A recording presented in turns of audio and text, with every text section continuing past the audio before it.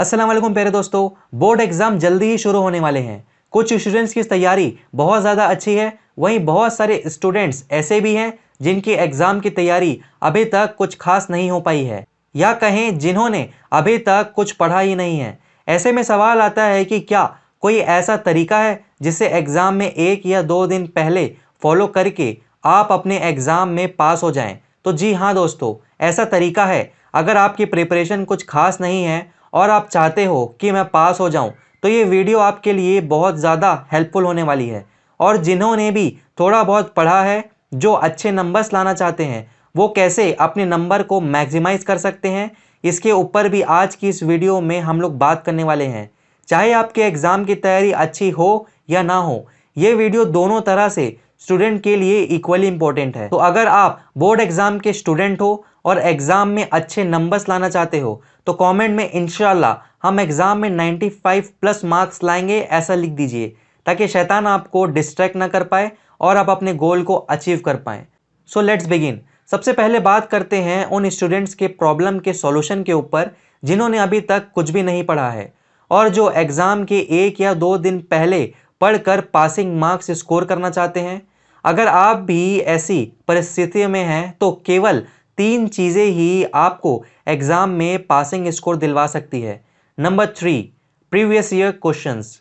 प्यारे दोस्तों, जैसा कि मैंने आपको पिछले वीडियो में भी बताया था, आप चाहे किसी भी एग्ज़ाम की तैयारी कर रहे हो, आपके लिए प्रीवियस ईयर्स पेपर बहुत ज़्यादा इम्पोर्टेंट है, क्योंकि आपकी तैयारी बिल्कुल भी नहीं है और अब आप क्लास की बुक तो पढ़ ही नहीं सकते हो। तो ऐसे में प्रीवियस ईयर क्वेश्चन पेपर्स ही आपके नैया पार करवा सकती है। अब कुछ लोग बोलेंगे कि हमारा सिलेबस तो चेंज हो गया है, प्रीवियस ईयर क्वेश्चंस हमारे कुछ काम नहीं आने वाले हैं। तो ये बातें सरासर गलत है। सिलेबस चेंज हो सकते हैं तो कुछ नए टॉपिक्स ऐड कर दिए जाते हैं, तो कुछ सिलेबस में से हटा दिए जाते हैं, बाकी मैक्सिमम चीज़ें वही पुरानी वाली रहती है। ऐसे में पिछले साल के क्वेश्चन पेपर आपके एग्ज़ाम में पास कराने में हेल्प कर सकती है।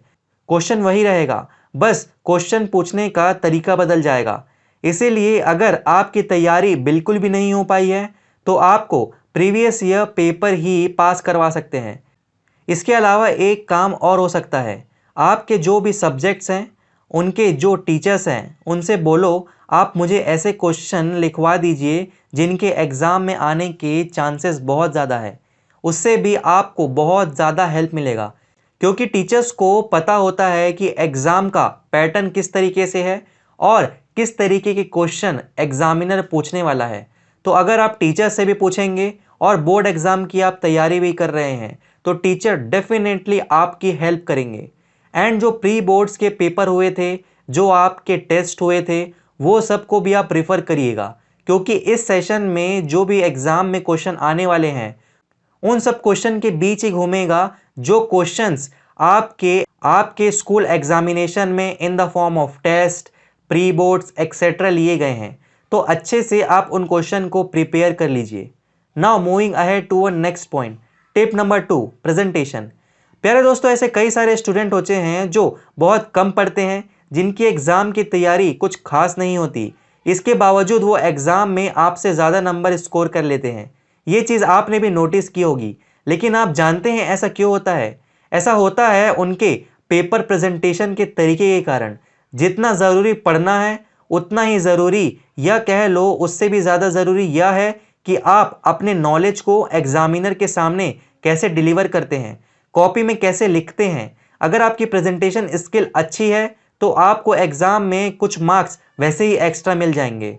पर अटेम्प्ट करते वक्त छोटी छोटी चीज़ों का ध्यान रखना है, ज़्यादा काटाफीसी नहीं करना है। जो आंसर आए वो पहले लिख सकते हैं। नया सेक्शन नए पेज से शुरू करना है। इजी लैंग्वेज यूज़ करनी है। शुरुआत में अच्छी राइटिंग रखनी है। इसके अलावा टू द पॉइंट आंसर लिखना है। जितना पूछा गया है आपको उतना ही लिखना है। और अगर डिटेल्ड में आंसर कैसे लिखते हैं, अगर ये आपको जानना है, तो ऊपर आई बटन में, कमेंट में एंड डिस्क्रिप्शन में एक वीडियो का लिंक आपको मिल जाएगा।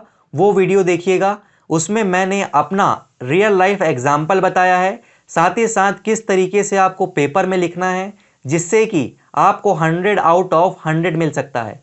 Now moving ahead to next point, tip number 1, self confidence. दोस्तों अगर आपको खुद के ऊपर भरोसा नहीं है, डाउट है कि एग्ज़ाम में अच्छा कर पाऊंगा या नहीं, मेरा पेपर कैसा होगा, फिर अगर आपकी तैयारी अच्छी भी है तो आपको एग्ज़ाम में कम नंबर मिलने वाले हैं। लेकिन अगर आपकी तैयारी अच्छी नहीं है और आपको खुद के ऊपर भरोसा है तो फिर भी अगर आप तुक्के भी मारेंगे, अगर ऑब्जेक्टिव पेपर है तो आपके तुक्के भी सही हो जाएंगे। इसके लिए खुद के मन में बोलिए कि देखो भाई, मुझसे जितना हो सकता था मैंने किया, अब आगे क्या होगा क्या नहीं होगा ये अल्लाह ताला पर छोड़ दीजिए और फिर उसके बाद पेपर अटेम्प्ट करना, सब कुछ अच्छा ही होगा। अब बात करते हैं उन स्टूडेंट्स की जिनकी तैयारी ठीक ठाक है और वे अपने नंबर को मैक्सिमाइज करना चाहते हैं। तो प्यारे दोस्तों, अगर आप इन कैटेगरी में आते हो तो आपको एग्ज़ाम से एक दिन पहले इन बातों को फॉलो करना चाहिए। टिप नंबर 3, जल्दी सो जाइए। एग्ज़ाम से एक दिन पहले देर रात तक बिल्कुल भी ना पढ़ा करिए, क्योंकि कल आपका पेपर है। आपको पेपर सॉल्व करने के लिए एनर्जी की ज़रूरत है और वो एनर्जी तभी आएगी जब आपके ब्रेन को, आपकी बॉडी को रेस्ट मिलेगी। और रेस्ट और एनर्जी आती है स्लीप से। देर रात तक जाग कर नहीं पढ़िएगा, जितनी पढ़ाई हो चुकी है बस उतने को ही रिवाइज कर लेना और फिर 10 बजे से पहले सो जाना। 6 से 7 घंटे की नींद लेकर ही एग्ज़ाम देने जाना। Tip number 2, don't discuss with your friends. दोस्तों कई सारे स्टूडेंट की आदत होती है, वह अपने दोस्तों से पूछते हैं, बता तेरी तैयारी कैसे है, तूने क्या क्या पढ़ा है। ऐसे में अगर आपके दोस्त ने बोल दिया कि मैंने ये टॉपिक्स बहुत अच्छे से पढ़ा है और इनमें से क्वेश्चन आने के चांसेस बहुत ज़्यादा है, मान लो उनमें से आपने कोई एक भी टॉपिक नहीं पढ़ा है, तो आपको टेंशन हो जाएगा और आपकी सारी मेहनत पर पानी फिर जाएगा। इसीलिए दोस्तों से ज़्यादा बात मत करिए, ना तो पेपर के बारे में और ना ही कुछ। आप जब भी पेपर देने जाएं, जब भी मॉर्निंग में आप जाएंगे पेपर देने, तो आपको वहाँ पर किसी से भी बात नहीं करनी है। आप चुपचाप जाइए, एग्ज़ाम के हॉल में आप बैठिए, वहाँ पे पूरा फुली कंसंट्रेशन हो कि आप अपना पेपर दीजिए। यहाँ पे सिर्फ और सिर्फ आप ध्यान रखिए, सिर्फ आप हैं और आपका पेपर है। आपका कोई दोस्त नहीं है, आपका कोई साथ वाला नहीं है, आपको किसी बंदे से भी कुछ भी डिस्कस करने की ज़रूरत नहीं है। आपको सिर्फ पेपर देना है और सिर्फ पेपर देना है, इसके अलावा कुछ भी आपको नहीं करना है। ये बात मानिएगा, तभी जाके आप एक फ्रेश माइंड से पेपर दे पाएंगे। कुछ भी आपको किसी से डिस्कस नहीं करना है। नाउ अब उसके बाद आते हैं एक और मोस्ट इंपॉर्टेंट पॉइंट।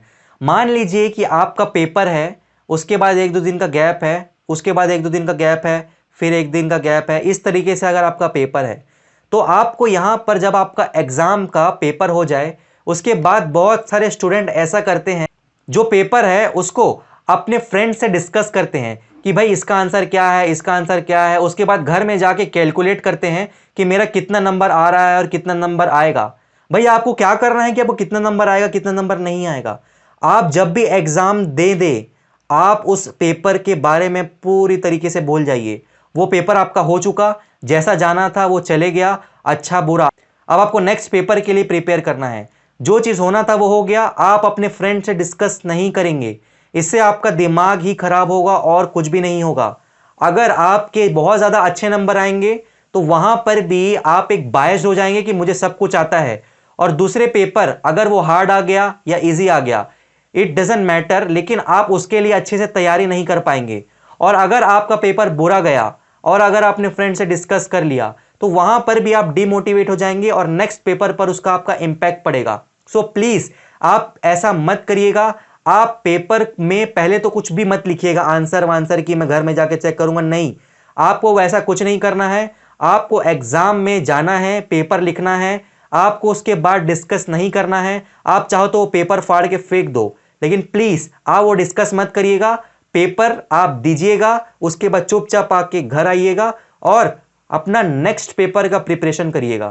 प्लीज आप डिस्कस मत करना, ना ही पेपर के शुरू में ना ही पेपर के बाद में। पेपर को आपको अच्छे से देना है और एग्जाम में आपको अच्छे स्कोर करना है, नेक्स्ट पेपर की आपको तैयारी करनी है। ये आप चीज फॉलो करिएगा।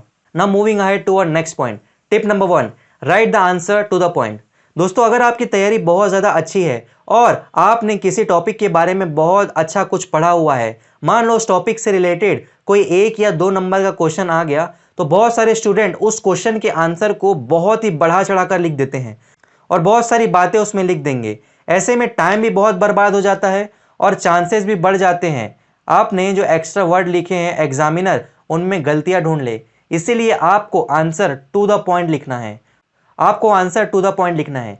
देखिए, जो बंदे ने अच्छे से पढ़ाई की है, अगर उसको 10 मार्क्स का क्वेश्चन आता है तो एक आंसर को, एक टॉपिक को वो 1000 वर्ड्स भी लिख सकता है।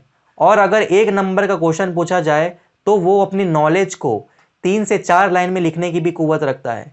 तो एग्जामिनर जो होता है आपके बड़े आंसर से वो मुतासिर नहीं होता। एग्जामिनर देखता है कि ये बंदा स्मार्ट कितना है, और अगर 1 नंबर का क्वेश्चन पूछा गया है तो 1 नंबर के हिसाब से आंसर लिख पाता है कि नहीं लिख पाता है। बढ़ा चढ़ा कर आंसर्स लिखने का कोई मतलब नहीं है। आपसे जितना पूछा गया है आप उतना ही लिखिए। अननेसेसरी चीज़ें, अननेसेसरी डिटेल्स जहाँ पे आपके लिए कोई भी ज़्यादा बेनिफिट नहीं है और नंबर्स डिडक्ट होने के भी चांसेस है, तो क्यों ये रिस्क लेना। जितना आपको दिया गया है, जितना आपको पूछा गया है, सिर्फ वही लिखिए ना। आप कम से कम वर्ड्स में लिखिए। बढ़ा चढ़ाकर लिखने के लिए अननेसेसरी डिटेल्स मत भरिए। टू द पॉइंट आप आंसर लिखिए।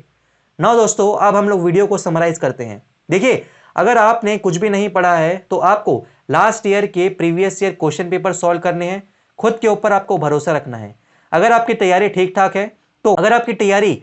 ठाक है तो आपको कुछ खास बातों का ध्यान रखना है। अगर आपका पेपर सब्जेक्टिव है तो आपको आंसर टू द पॉइंट लिखना है। स्टार्टिंग में हैंडराइटिंग अच्छी रखनी है।